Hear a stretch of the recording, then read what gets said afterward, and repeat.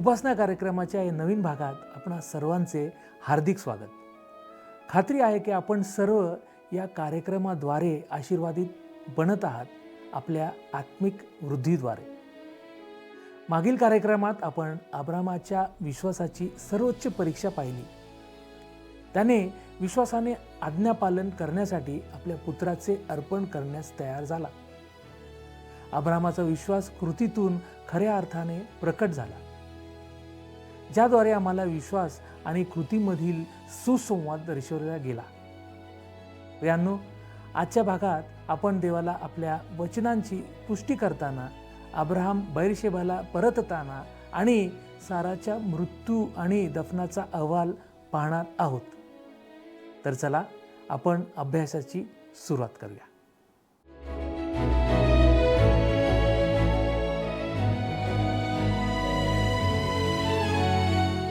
आपणा सर्वांचे उपासना कार्यक्रमामध्ये हार्दिक स्वागत.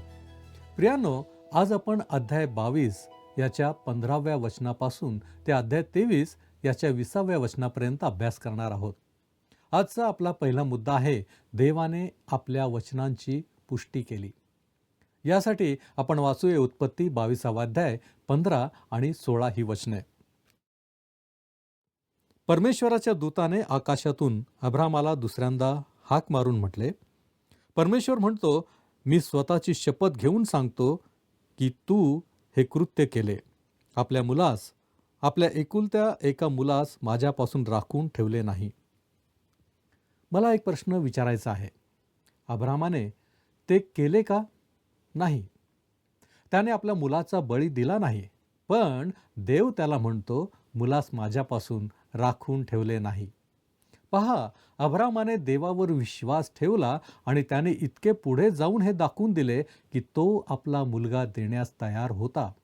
देवाला हे आधीच माहीत होते आणि त्याने सृष्टीलाही हे कळू दिले आणि म्हणून देवाने हे मानले की त्याने ते केले आहे. अब्राहम विश्वासाने नीतिमान ठरला, पण तो आपल्या कर्मांनी मनुष्यासमोरही नीतिमान ठरला. त्याने हे सिद्ध केले की त्याच्यामध्ये तो विश्वास होता.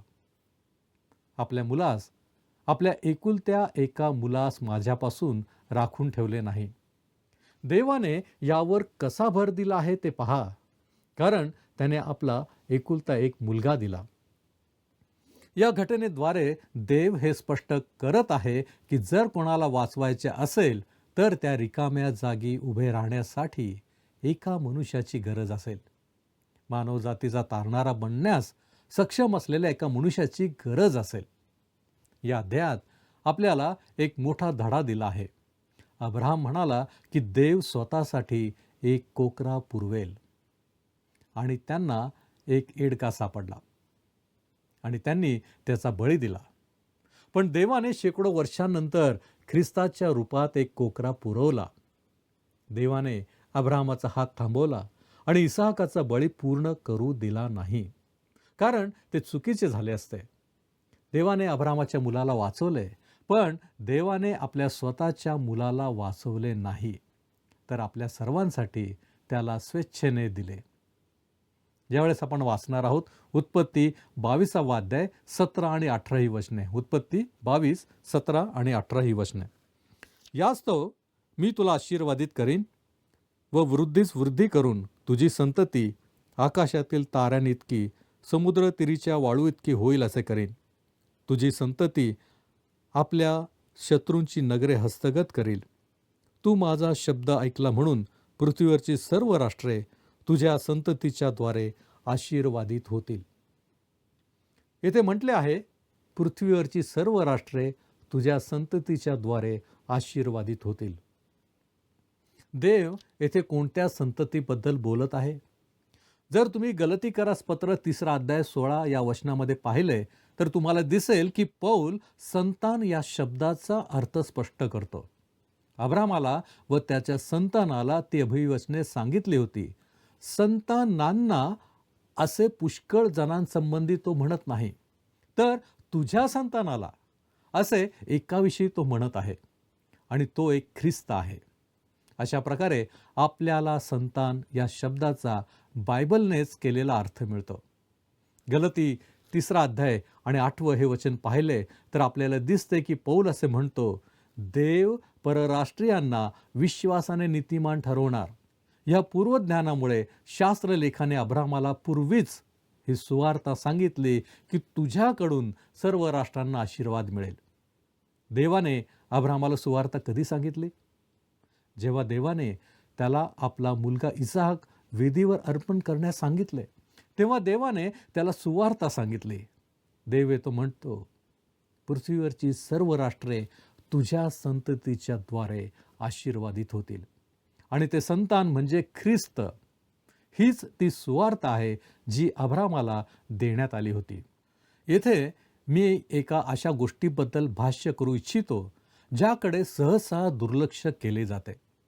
आपण असे गृहीत धरतो की अब्राहम, इसहाक, याकोब आणि जुन्या करारातील सर्व थोर पुरुष महान होते, पण ते आपले इतके हुशार नव्हते.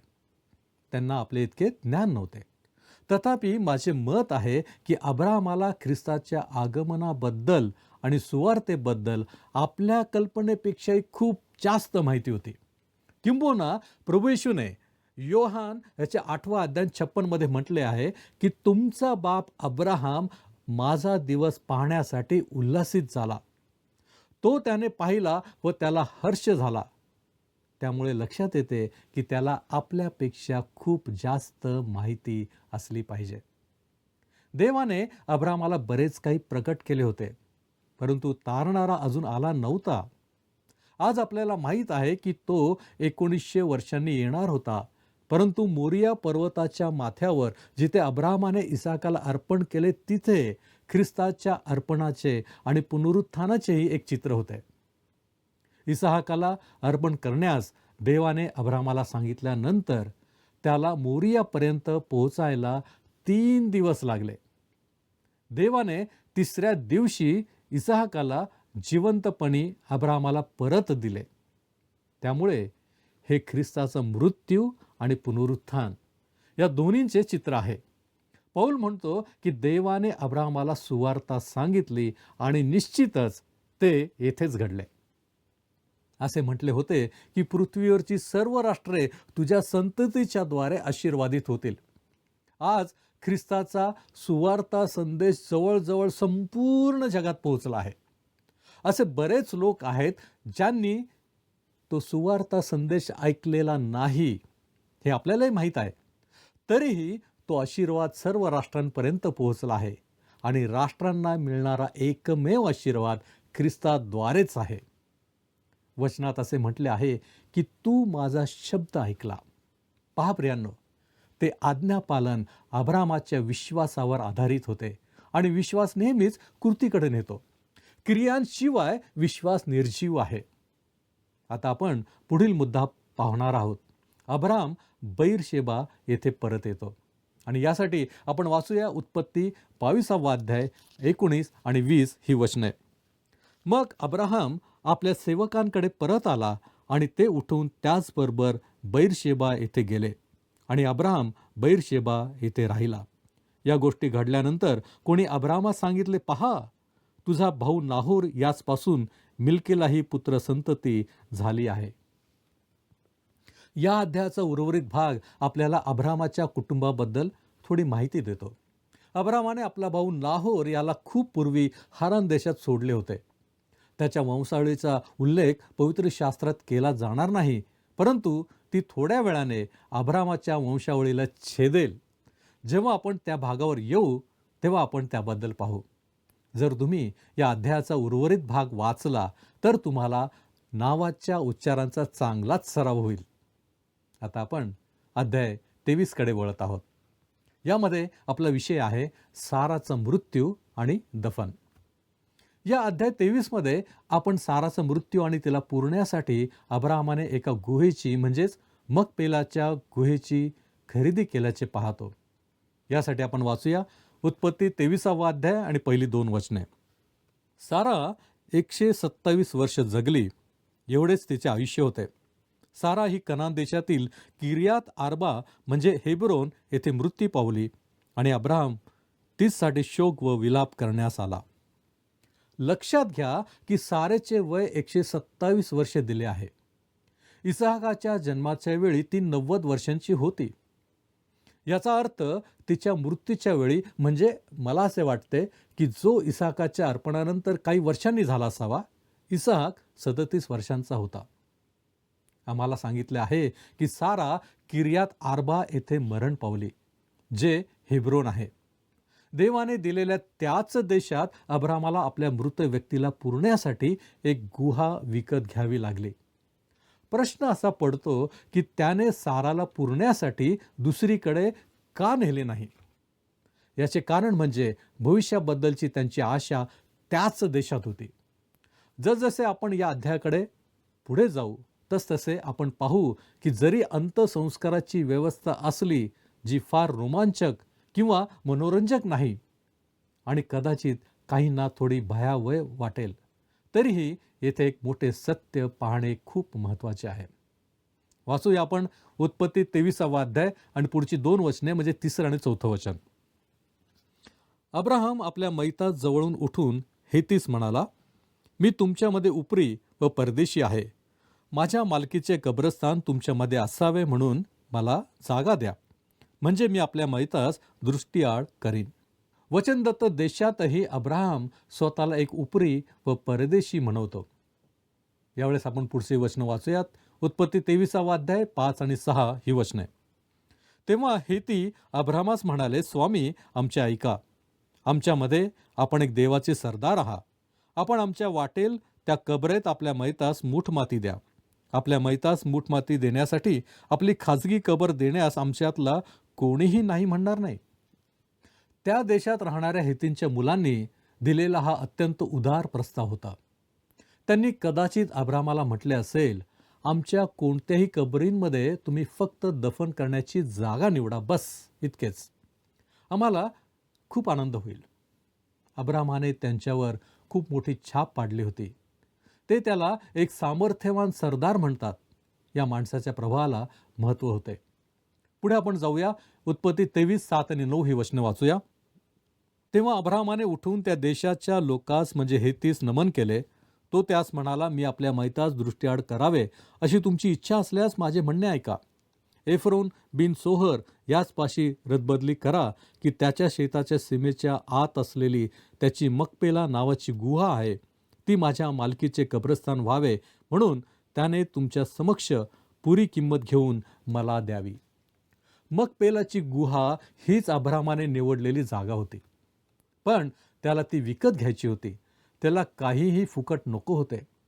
दुसऱ्या शब्दात, जोपर्यंत देव त्याला ती भूमी देत नाही तोपर्यंत त्याला जे काही हवे आहे ते तो विकत घेईल. म्हणून आता तो खरोखरच दफन भूमी विकत घेतो. मी पुन्हा तोच प्रश्न विचारतो, अब्रामाने सारेला दफन करण्यासाठी दुसरीकडे का नेले नाही? त्याने तिला तेथेच पुरले, कारण हीच वचने दिलेली भूमी आहे आणि भविष्याची आशा येथेच आहे. तुम्ही बायबल वाचत असताना तुम्हाला आढळेल की देवाला 2 महान आशा आणि 2 महान उद्देश आहेत. त्याचा एक ऐहिक उद्देश आहे आणि त्याचा एक स्वर्गीय उद्देश आहे.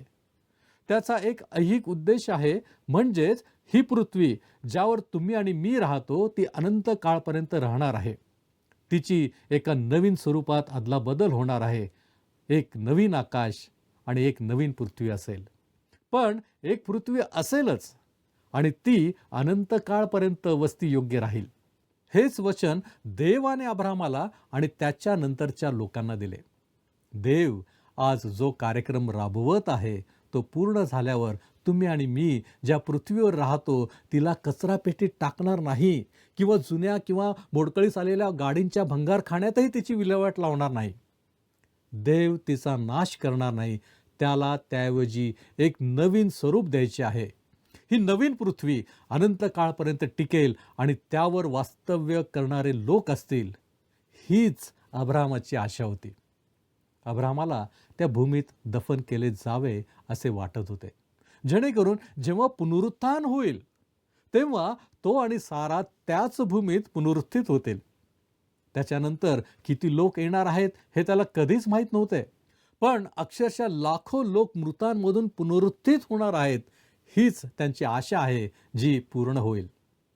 वरच्या खोलीत आपल्या प्रभूने जुन्या करारात शिकवलेल्या आणि जुन्या कराराची आशा बाळगणाऱ्या आपल्या शिष्यांना योहान 14 याच्या पहिल्या 3 वचनामध्ये सांगितलेले आहे की तुमचे अंतःकरण अस्वस्थ होऊ नये, देवावर विश्वास ठेवा आणि माझ्यावरही विश्वास ठेवा. माझ्या पित्याच्या घरात राहण्याच्या जागा पुष्कळ आहेत. नसत्या तर मी तुम्हाला तसे सांगितले असते. मी तुम्हासाठी जागा तयार करावयास जातो आणि मी जाऊन तुम्हासाठी जागा तयार केली म्हणजे पुन्हा येऊन तुम्हाला आपल्या जवळ घेईन, यासाठी की जेथे मी आहे तेथे तुम्हीही असावे. नवीन यरूशलेमेबद्दल बोलत आहे, जे तो आज तयार करत आहे आणि तेच ते ठिकाण आहे जिथे मंडळी जाईल.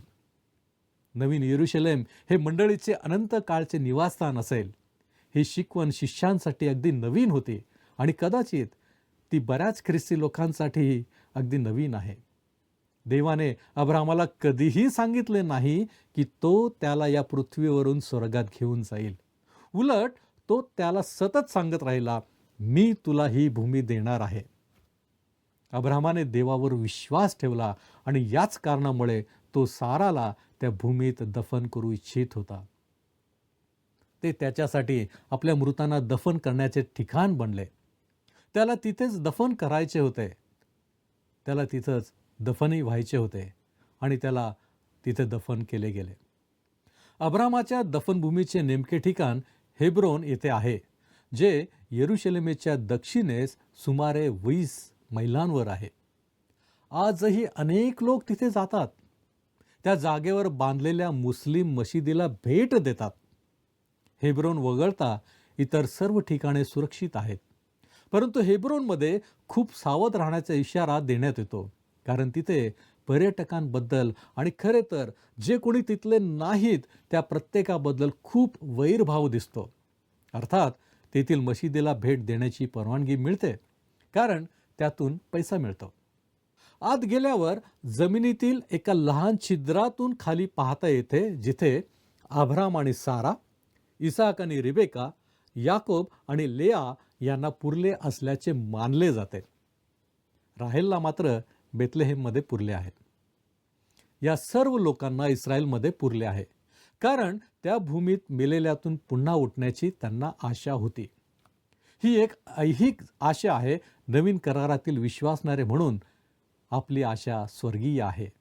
मला विश्वास आहे की हे तुम्हाला स्पष्ट झाले असेल, जेणेकरून या विशिष्ट वेळी अब्राहामासाठी हे दफन इतके महत्त्वाचे का होते हे तुम्हाला समजू शकेल. आता अब्राम ती गुहा विकत घेण्यासाठी सौदा करतो. हा व्यवहार लक्षात घ्या. आपण वाचूया उत्पत्ती 23 अध्याय आणि 10 ते 12 ही वचने. एफ्रोन हित्ती हा एथीनमध्ये बसलेला होता. तो हेतींच्या समक्ष, त्याच्या गावच्या वेशीतून जाणाऱ्या येणाऱ्या सर्वांसमक्ष अब्रामास म्हणाला, स्वामी नाही, माझे ऐका. ते शेत आणि त्यात असलेली गुहा ही मी आपणास देतो. आपल्या भाऊबंधांसमक्ष मी आपणाला देतो. तेथे आपल्या मैतास माती द्या.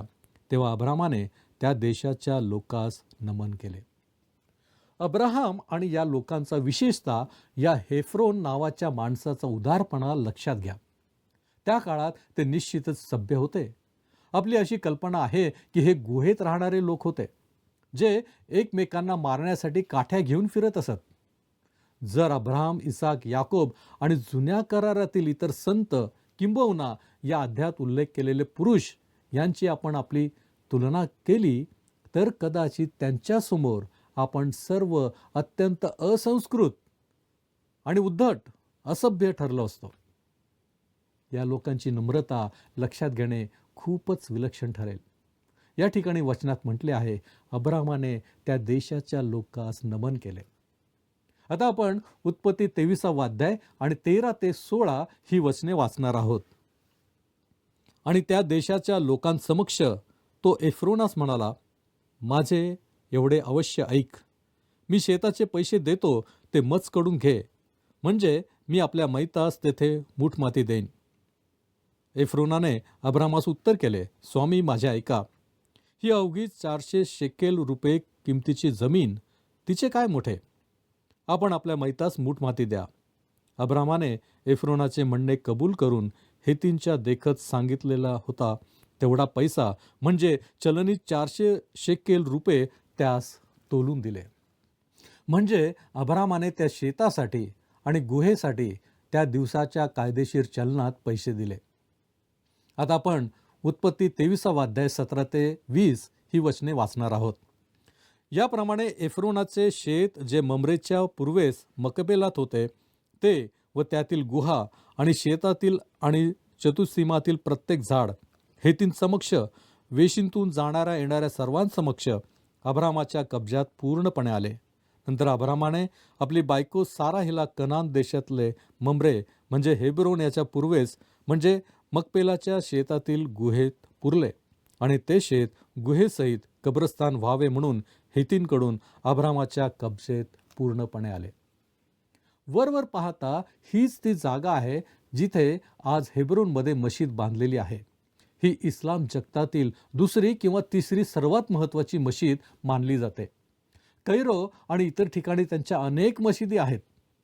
सर्वात महत्त्वाची मशीद अर्थातच मक्का येथील असेल. दुसऱ्या क्रमांकाची मशीद ही हेब्रोनमधील की येरुशलेममधील हे नक्की सांगता येणार नाही. पण यामधील जी दुसऱ्या क्रमांकावर असेल ती तिसऱ्या क्रमांकावर जाईल. हे किती महत्त्वाचे आहे हे तुम्ही पाहू शकता.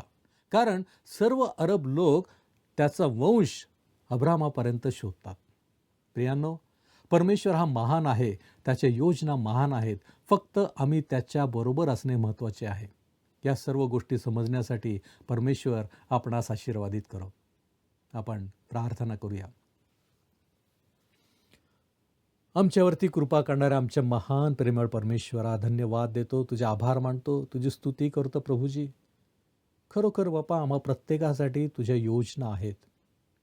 आणि प्रभूजी, आम्ही तुझे लेकरं या नात्याने आम्ही सदैव तुझे योजना समजून घेणे आवश्यक आहे.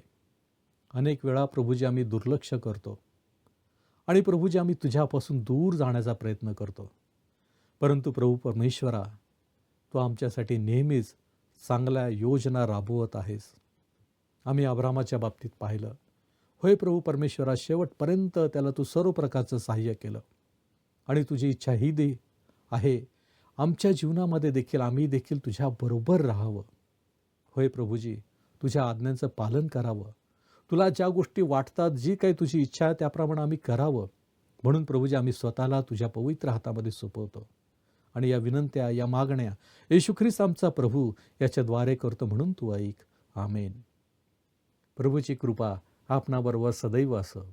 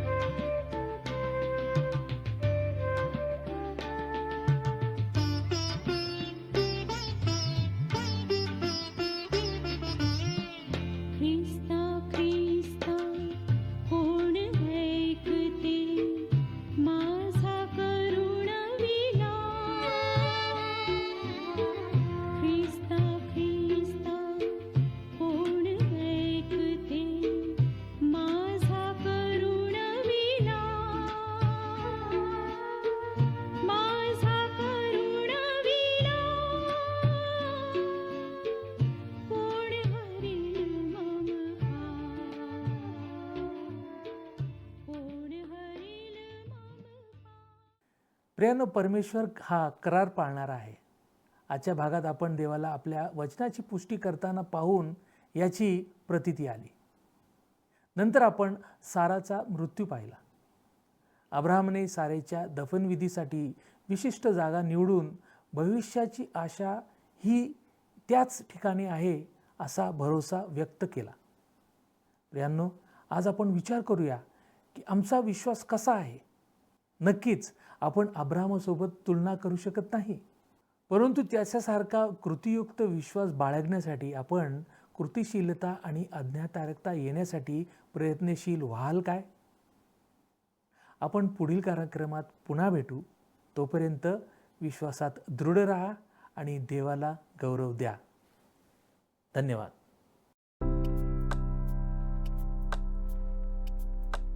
मागील कार्यक्रमातील प्रश्नाचे उत्तर आहे पर्याय बी. यावे येरे याचा अर्थ आहे परमेश्वर पाहून देईल.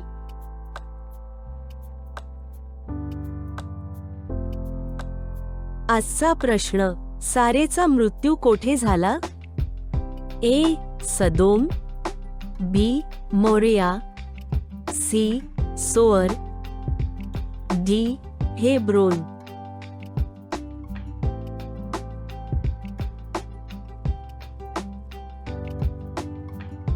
प्रियांनो, या प्रश्नाचे उत्तर उद्या सकाळी 6 वाजण्याच्या आधी पर्याय ए, बी, सी किंवा डी लिहून आपले नाव, पत्ता आणि ठिकाण यासोबत मोबाईल नंबर 7021474742 वर SMS किंवा व्हॉट्सॲप करा.